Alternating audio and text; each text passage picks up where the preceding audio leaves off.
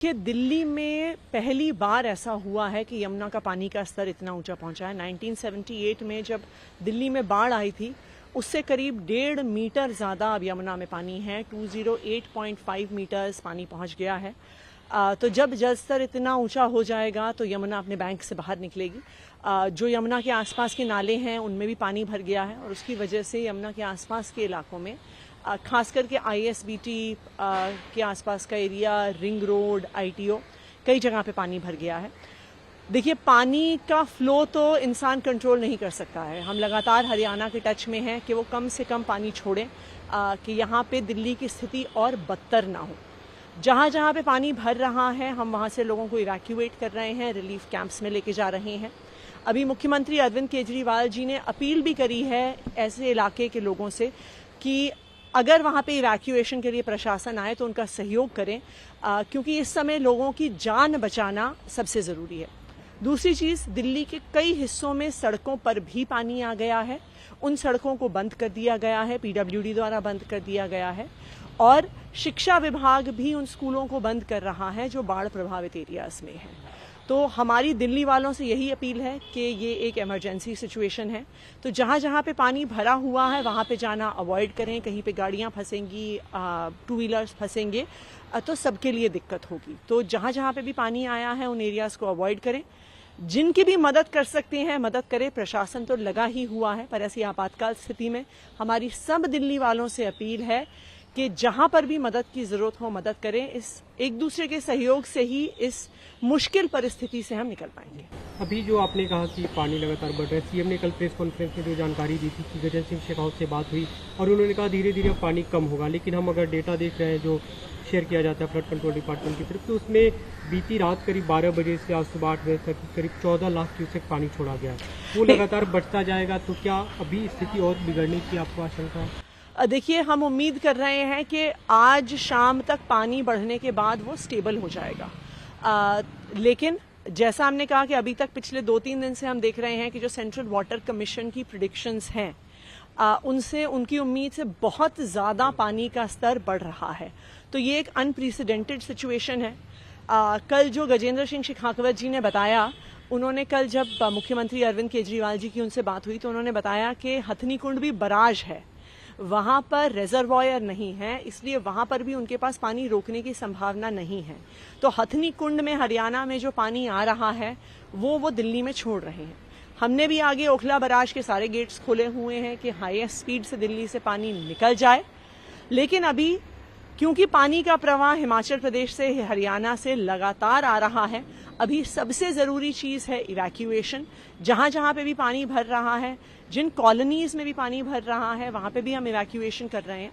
लेकिन कुछ कॉलोनीज़ ऐसी हैं जहाँ पे अब नालों का लेवल हाई होने की वजह से लो लाइंग एरियाज़ में पानी भर रहा है।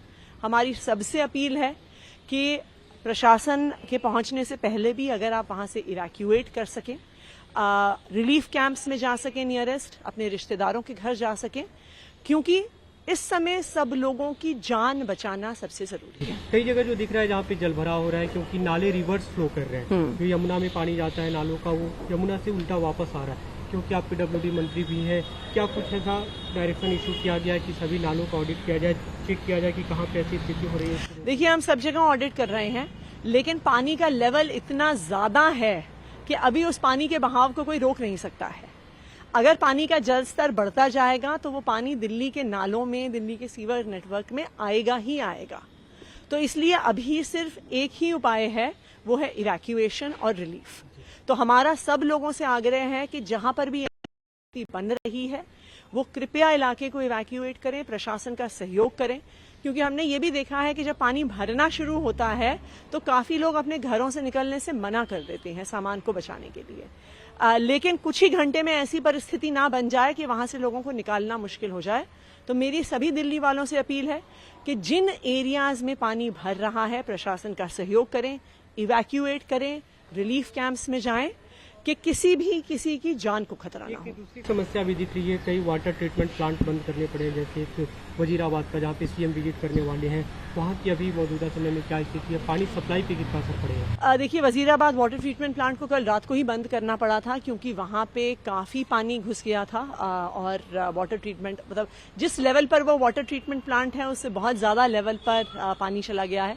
बिल्कुल दिल्ली की सप्लाई प्रभावित होगी। आज सीएम साहब अभी वहाँ पे जा भी रहे हैं ये देखने के लिए कि हम जल्द से जल्द वजीराबाद वाटर ट्रीटमेंट प्लांट को कैसे अप एंड रनिंग कर सकते हैं। लास्ट चीज़ मैं दिल्ली वालों से अपील करना चाहूँगी कि हम एक इमरजेंसी सिचुएशन में हैं।